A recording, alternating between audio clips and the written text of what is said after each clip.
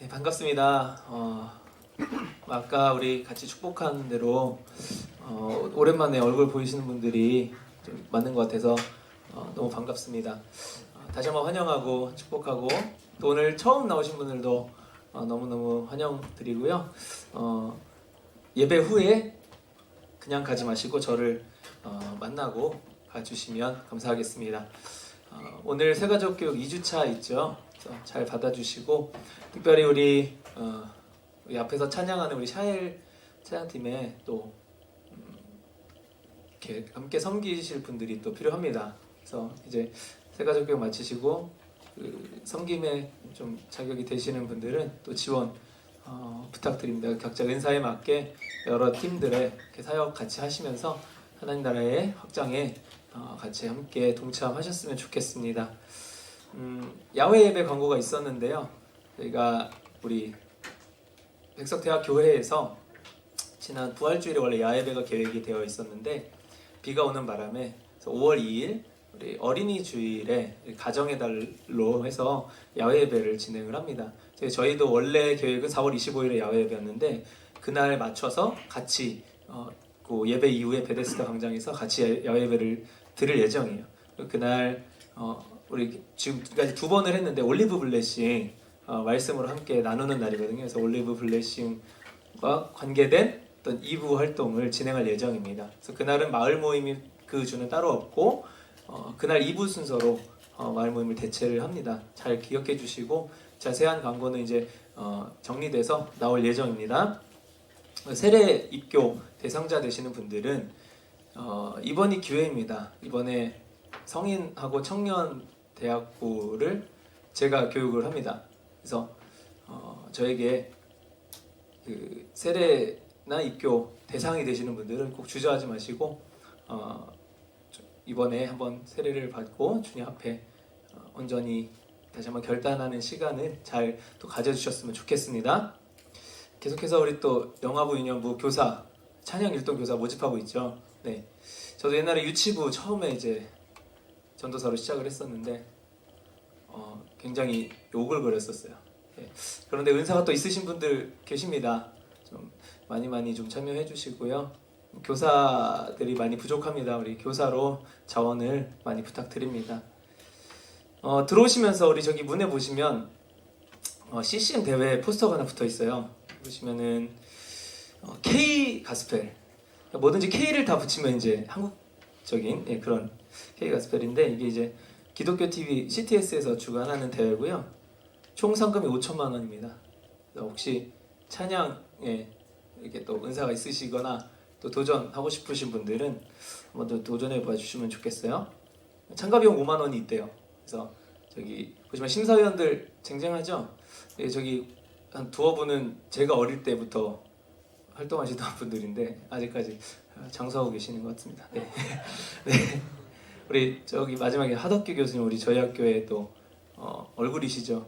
어제 불후의 명곡 하덕규 편 혹시 보신 분 계신가요? 네. 그 굉장히 큰 은혜를 받았습니다. 네.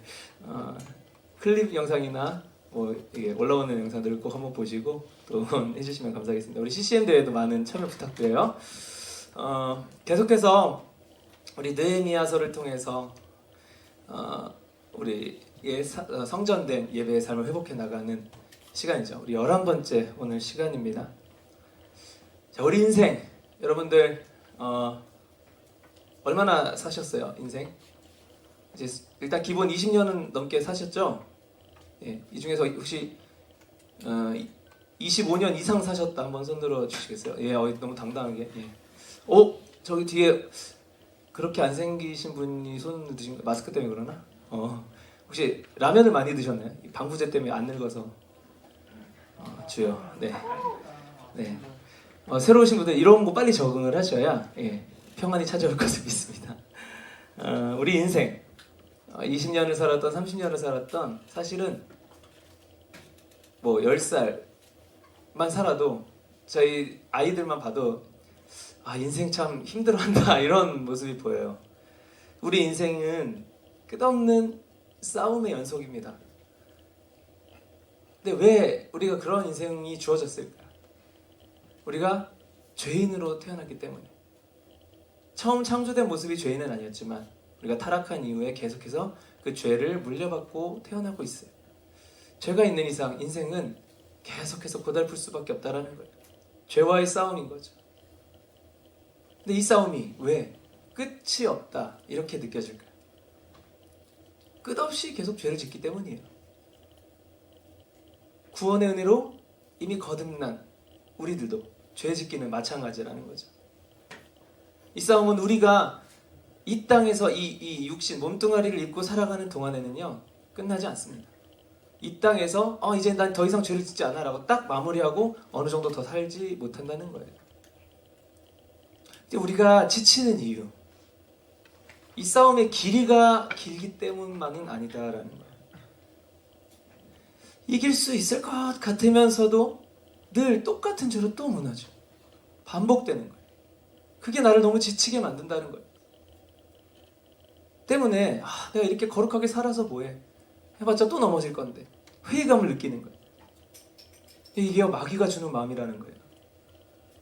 자, 오늘 말씀은요 그 죄악이 왜 그렇게 우리를 집요하게 괴롭히는지 알게 해주고요, 또 그것에 두려워하지 않도록 이 싸움을 이어나가야 하는 우리 믿는 자들에게 격려의 메시지를 주고 있습니다. 오늘 그것을 발견하실 수 있는 시간이 되었으면 좋겠어요.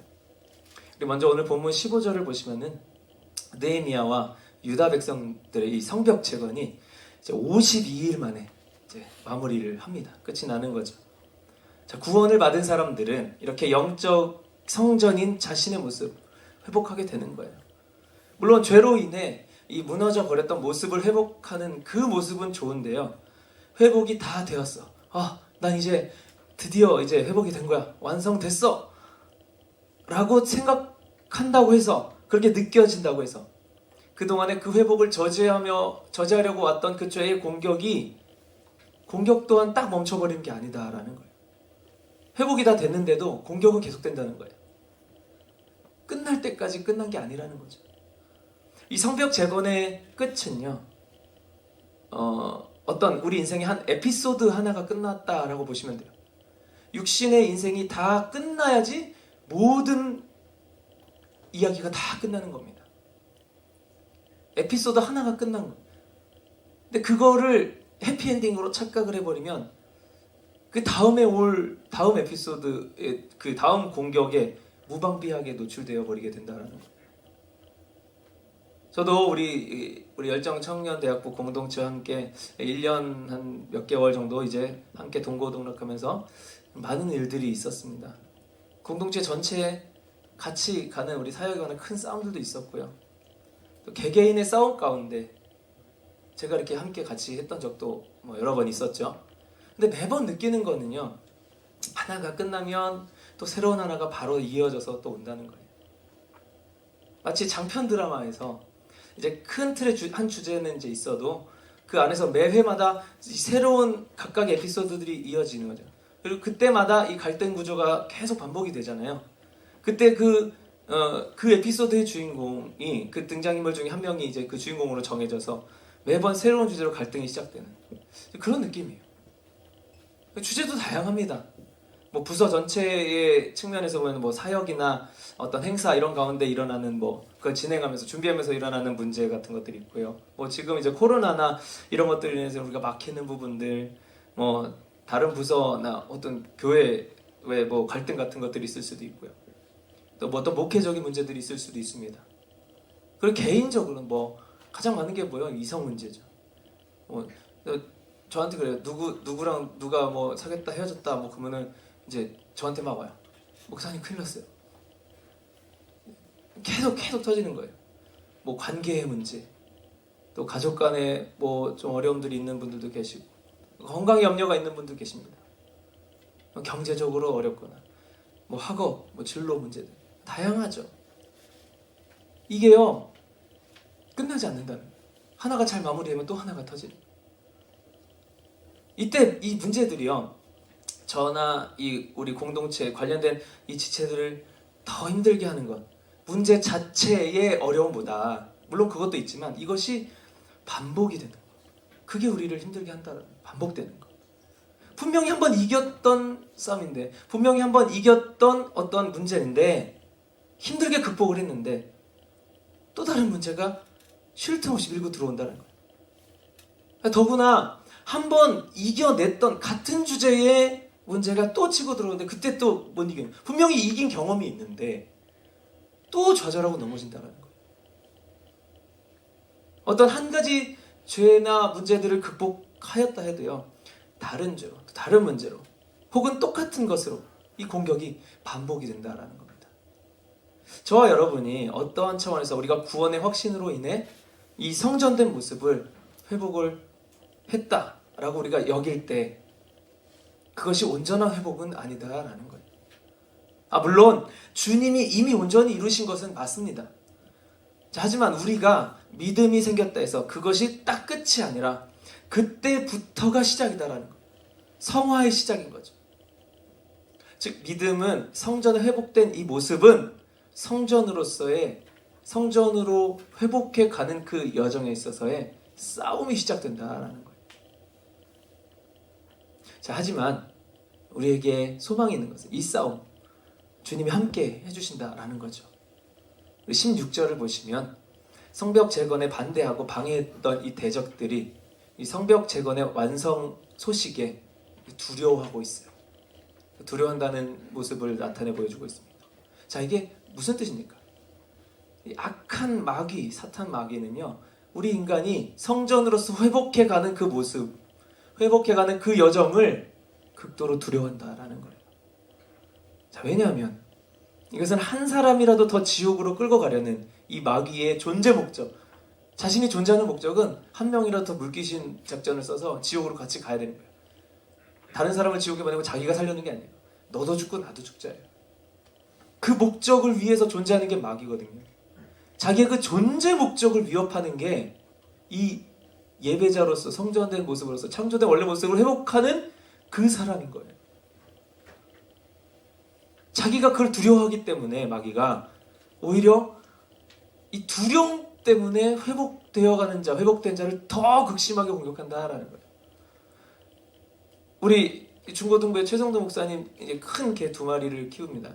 우리 애기들 그래요. 근데 덩치만 컸지 겁이 엄청 많아서 이제 제 아들 같은 아무것도 모르니까 막 달겨들면은 막 짖어요. 그게 왜 그래요? 겁이 나서 그런 거잖아요. 어떤 공격의 의도가 있어서가 아니라. 근데 그 모습을 보는 그 아기의 그 느낌은 어떨까요? 무서운 거예요, 오히려. 막 짖으니까. 마귀의 발악이 그런 거라는 거예요. 우리를 두려워하는 겁니다. 우리가 회복되어 가는 걸 두려워한다라는 거예요. 우리가 그 사실만 깨닫는다면 비록 공격 자체는 고될 수가 있어요. 하지만 우리가 그 대적 자체를 우리는 두려워하지 않을 수 있게 된다라는 겁니다. 우리가 두려워할 필요가 없는 거예요. 두려움은 마귀의 몫입니다.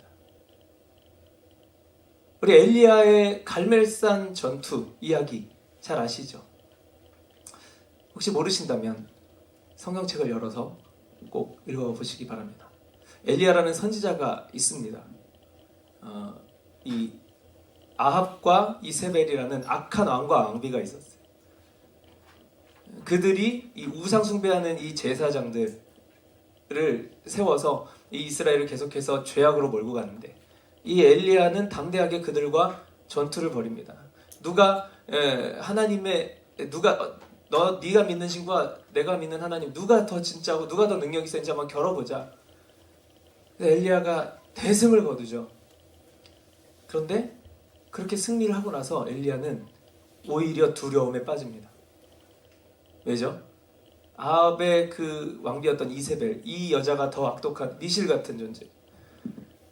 내가 너한테 복수를 하기 전까지는 내가 편하게 잠도 안 잘 거다. 일을 가는 거예요. 엘리야는 자기가 하나님의 능력으로 이겼어요. 두려워할 게 없어야 상식적으로 보면 맞는데 하나님의 그 능력을 자기도 경험을 하고도 이세벨을 두려워하는 거예요. 자, 그 이유가 뭘까요? 이 전투에 두려움을 느낀 그 이유, 사실은 이 전투는 아합과 이세벨의 악한 그 어떤 세력이 아니라 그 싸움을 이겨낸 엘리야가 두려움을 오히려 갖고 있어 버리는 거예요. 싸움에 진 팀이 아니라 이긴 팀이 두려움을 더 갖고 있는 거예요. 우리가 죄에 대해서 두려워하는 것, 우리가 거룩한 우리의 성전된 모습 회복해 나감에 있어서 자꾸만 두려워하고 넘어지고 하는 것, 반복되는 죄의 싸움, 반복되는 문제의 싸움을 두려워하는 것, 같은 문제라, 같은 이유 요소가 있다라는 겁니다. 우리가 이긴 싸움을 두려워하는 꼴인 거예요. 다 이기는 건데, 이미 승리로 하나님께서 결과를 만들어 놓으셨는데 그거를 잘 믿지 못하니까, 나의 어떤 고질적인 죄에 대해서 내가 이겨냈음에도 불구하고요, 또 그 죄를 지을까봐, 또 반복될까봐 두려움에 휩싸이는 거예요. 이 싸움을 이끌어주신 하나님을 신뢰하지 못하는 거예요. 내가 하고 있다고 생각하는 거예요.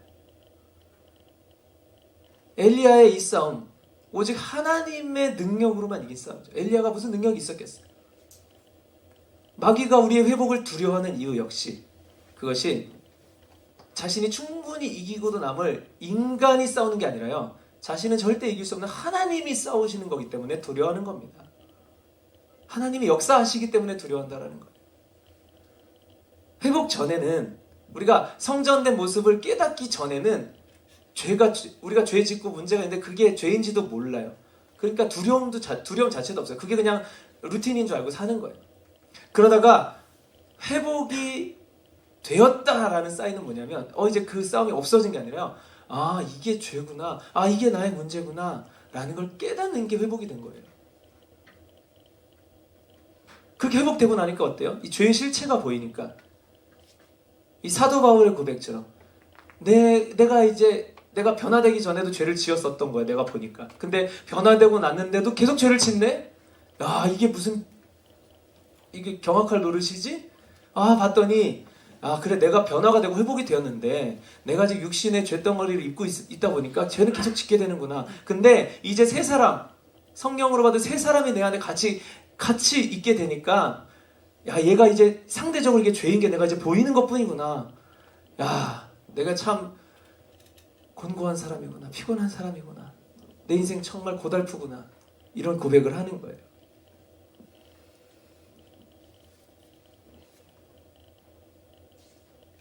회복된 새 사람인 나를 옛사람이 무너뜨려 버릴까 봐 우리 두려움에 빠집니다. 그러나 한 번 새 사람으로 거듭난, 구원의 확신을 받은 믿음이 생긴 사람은 사실은 다시는 옛사람으로 돌아가지 않습니다. 목사님 구원 받았다고 했는데 다시 그 신앙 버린 그런 사람들 많이 봤는데요. 저도 봤어요. 예전에 저 여기 우리 실용음악과에 이렇게 기타 치시던 노래하고 하던 형이 한 명 있었는데요. 엄청나게 신앙 뜨고 막 졸업 연주도 막 찬양으로 했었어요. 그런 정도의 형이었는데 나중에 보니까 그냥 기타 레슨하면서 이제 벌어먹고 교회도 안 다녀요. 완전히 이제 신앙 무너졌어요. 나 잘 먹고 잘 살아, 이제 뭐 필요 없어. 뭔가 상처가 있었던 것 같아요, 그 사이에. 제가 죄송하지만 그 형님은 구원을 얻었다가 잃어버린 게 아니에요. 처음부터 구원받았다고 착각하면서 살았던 겁니다. 끝까지 믿음을 지키는 게 정말 구원을 증명하는 길이라는 거예요. 구원을 증명하기 위해서 애써서 믿음을 지키라는 게 아니에요. 순서가 바뀌는 거죠. 한 번 새 사람으로 거듭났으면 진짜로 넘어지고 반복되어서 고될지언정 끝장이 나진 않는다는 거예요. 다시 옛사람으로 완전히 돌아가진 않는다는 겁니다. 그 옛사람이 계속해서 죄를 짓는다 하여도요, 지금 새 사람인 나를 무너뜨릴 수는 없다는 거예요. 공격은 줄 수 있습니다. 우리 그 사실을 믿어야 하는 거예요. 그것이 하나님께서 역사하시는 일이기 때문에, 내가 싸우는 게 아니기 때문에, 그 하나님께서 우리에게 새 사람이 되었으니 이제 옛 정리를 기억치 말라 말씀을 하시지 않습니까?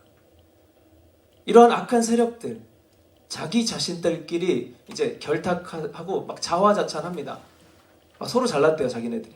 17절, 18절, 19절을 보니까요, 이 유다의 귀족들이 이 도비아에게 편지를 보내고 자신들의 공격이 정당하다. 우리는 의로운 공격을 한 거야. 선한 공격을 한 거야.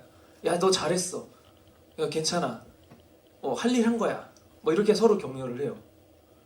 같은 죄 지은 사람들끼리.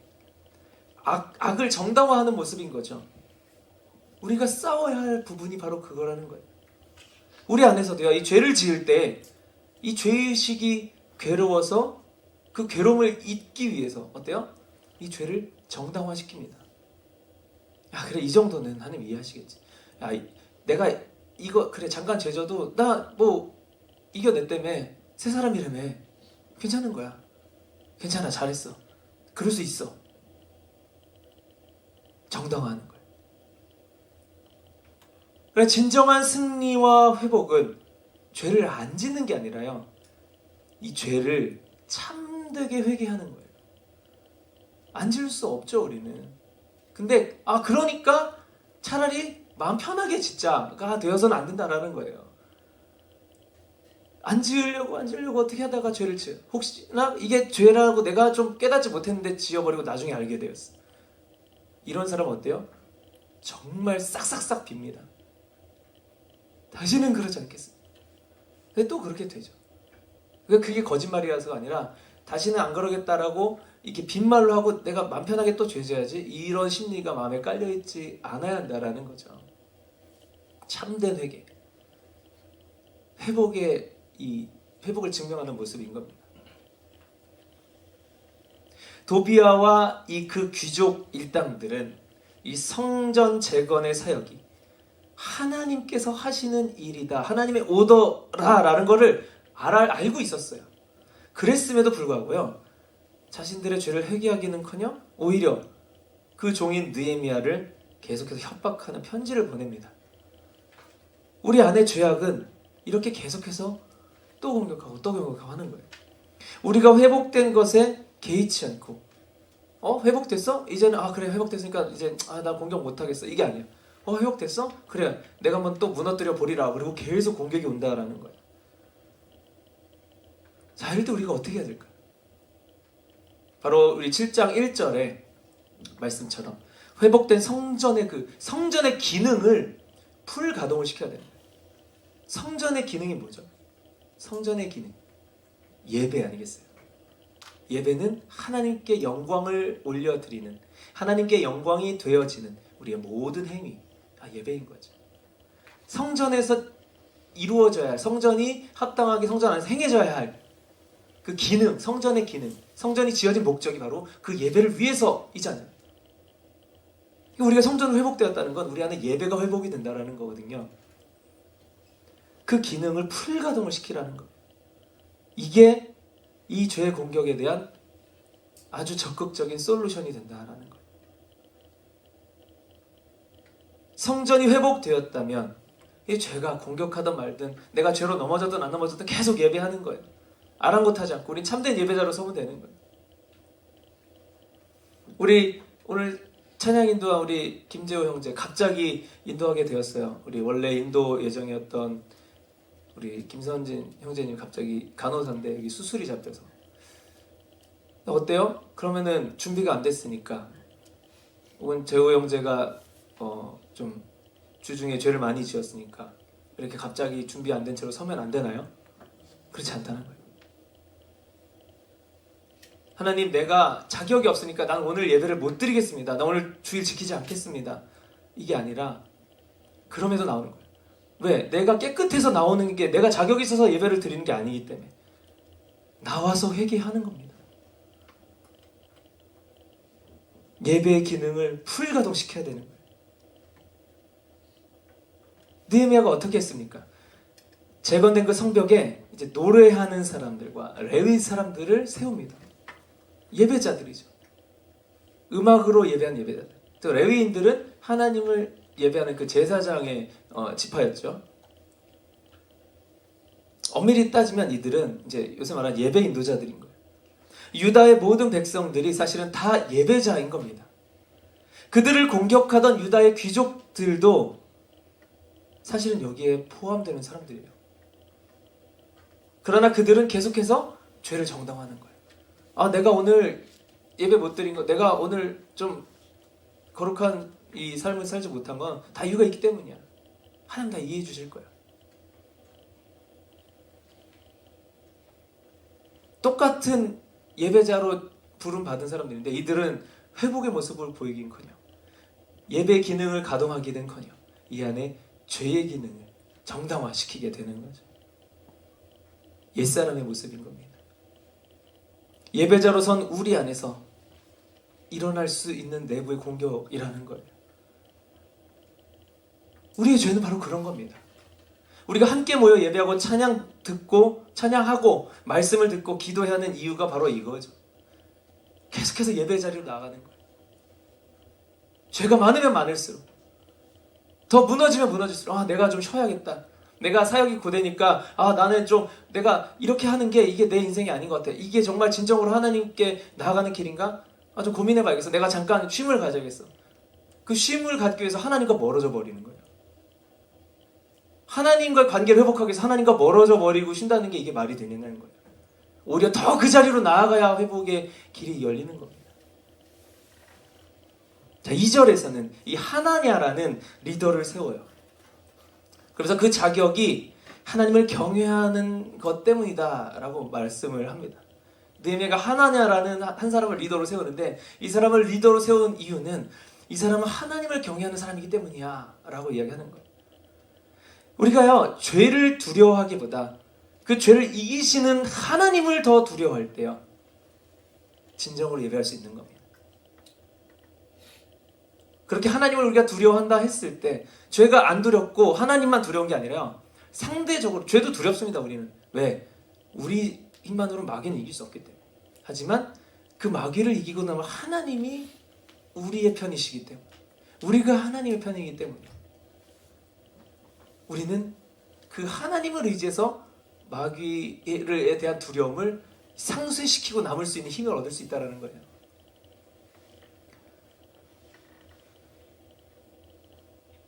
이 하나냐는 그렇게 하나님을 두려워하는 사람이었어요.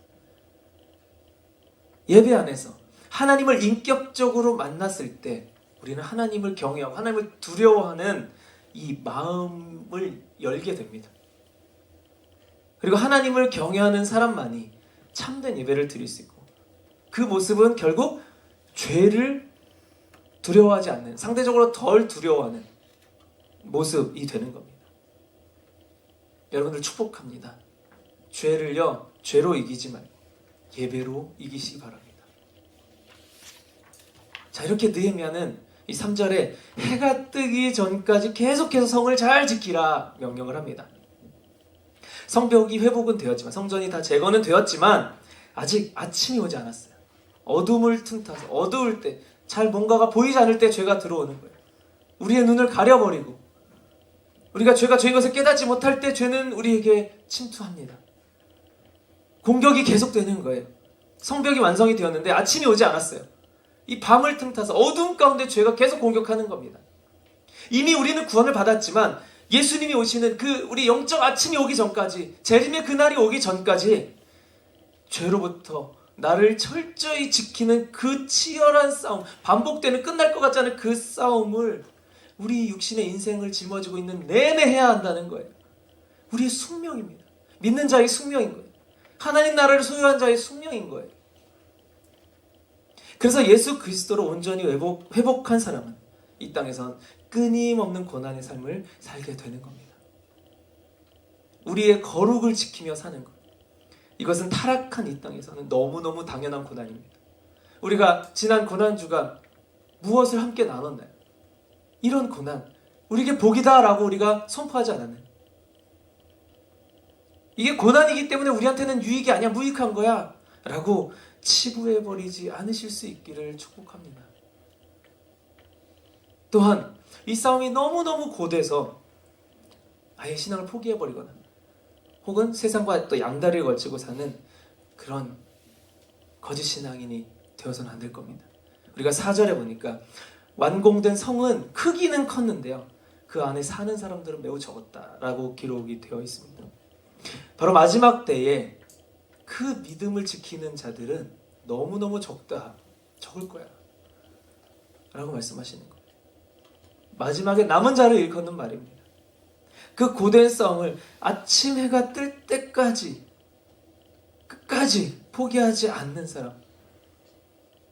우리가 많아 보이지만 그때 남을 자들은 많지 않을 거라는 거예요. 우리가 거기에 포함되어야 하지 않겠습니까? 이 마지막 때에 똑같이 타락의 길, 포기의 길에 들어가지 않고 예배자로서의 정체성을 지켜내는 사람 많지 않다라는 거예요. 히브리서 12장 1절을 보니까요, 얽매이기 쉬운 죄는 벗어버리고 인내로서 우리 앞에 당한 경주를 하자라고 우리를 독려합니다. 경주 뭐죠? 레이스. 끝난 게 아니라요, 계속 진행, ing 진행 중이에요. 현재 진행형입니다. 경주라는 말 자체에 현재 진행의 의미가 있다는 거죠. 얽매이기 쉬운 죄를 벗으라는 말은 죄가 그렇게 우리를 쉽게 얽매인다는 거예요. 쉽게 우리를 잡아버린다는 거예요. 그 죄를 벗어버려. 그러니까 죄가 들어오는 게 이상한 게 아니에요. 이 문제와 싸우는 게 이상한 게 아닌 거예요. 왜 그러지? 난 구원 받았는데 왜 계속 이렇게 살지? 그런 의문점을 갖지 말고요. 이게 마귀가 속이는 거예요. 아, 이건 당연한 싸움이야. 근데 이게 들어오는 게 문제가 아니라, 이 유혹이 생기는 게 문제가 아니라, 이거를 내 걸로 픽스해버리지 않으면 돼. 내가 오늘 아까 우리 담임 목사님도 비슷한 말씀을 하셨습니다. 내가 그 유혹에 동의하지 않으면 돼. 계속 NO 하는 거예요. 너는 나에게 들어올 수 없어. 이 죄는 그래서 내가 짓는 게 아니야. 내 옛사람이지. 나는 이제 새로운 사람이 되었어. 그걸 책임 전가를 하라는 게 아니에요. 죄의식에 얽매이지 말라는 겁니다. 얽매이기 쉬운 죄를 벗으라는 말은 죄와의 싸움인 거죠. 이 죄가 나를 계속 얽매이게 하는 거예요. 한 번, 두 번 이겨내도 끝이 없이. 근데 주님께서 이 싸움을 이제 내가 끝내주겠다가 아니라요, 계속 참고 견디고만 있어 라고 말씀하시는 거예요. 왜? 결과를 하나님 만들어 놓으셨으니까. 하나님이 이미 이기셨으니까. 우리가 부활주일에 기쁘게 찬양하고 선포하는 게 바로 이것 때문에 기뻐야 하는 거죠. 그런데 우리 각자가 싸워야 할 몫은 아직 남아있는 거고요. 그 싸움에는 세속적 형식의 어떤 그런 결말, 해피엔딩 이런 거 존재하지 않는다는 거예요. 우리 죄된 육신이 죽어야지만 끝이 난다라는 거죠. 자, 그렇다면 그 싸움의 승패 어떻게 결정되는 걸까요? 지는 횟수가 많으면 패배한 걸까요? 그렇지 않습니다. 승패는 어떻게 결정되는 게 아니라요, 이미 결정이 나 있다니까요. 그렇다면 우리의 역할은 뭘까요? 인내, 페이션, 참는 거예요. 견뎌내는 거예요. 어떻게 해요? 포기하지 않고, 좌절하지 않고. 좌절금지, OTL 옛날에 많이 했잖아요. 자괴감에 빠질 필요도 없는 거예요. 왜? 내 싸움이 아니기 때문에. 주님이 이기신 싸움이기 때문에. 내가 아무리 넘어지고 한들 내 믿음만 훼손되지 않으면요, 결과는 아무런 영향을 주지 않는 거예요. 단지 넘어진 후에 두 번 다시 일어나지 못한다면 그 승리는 우리에게 적용되지 않습니다. 이 치열한 싸움의 결과 이미 정해져 있지만 이미 패배해버린 마귀는 한 인간이라도 더 자신과 함께 수렁에 빠지게 하기 위해 이 싸움을 이길 수 없는 싸움이니까 포기해 라고 우리에게 속삭입니다. 그런데 놀라운 것은 포기하는 순간 주님의 승리가 우리에게 적용되지 않는다라는 거예요. 잠깐 넘어졌어도 다시 일어나 싸움을 결정한다면요, 그건 포기하지 않은 거거든요. 그래서 우리가 해야 할 일, 우리가 해야 할 역할은 그저 포기하지 않고 견디는 것입니다. 엎치락 뒤치락 많이 뒤쳐져서 이길 수 없을 것 같아 보여도 우리는 결과를 신경 쓰는 게 아니라 그저 완주만 하는 거예요. 이게 우리의 사명인 겁니다. 그래서 저는 승리의 이 정의를 뭔가 이기는 게 아니라 싸움을 포기하지만 않는 것으로 저는 정의하고 싶습니다. 여러분, 포기하지 마십시오. 판세나 결과는 우리가 상관한 일도 걱정할 일도 아닙니다. 그저 그 경주의 끈을 놓지만 않으면 되는 것이 우리의 역할입니다. 저와 여러분이, 우리 열정청대부 모두가 이 마지막 때에 내 안의 죄와 이 끝까지 싸워, 끝나지 않을 것 같은 이 죄와 끝까지 싸워, 죄와는 끝까지 타협하지 않고 성전으로서의 회복된 모습, 우리가 참되게 예배하는 예배자로서의 모습, 이미 회복된 그 은혜를 끝까지 지켜나가는, 그 싸움을 포기하지 않는 우리 믿음의 식구들 되실 수 있기를 예수님의 이름으로 축복합니다. 함께 찬양하고 기도하시겠습니다.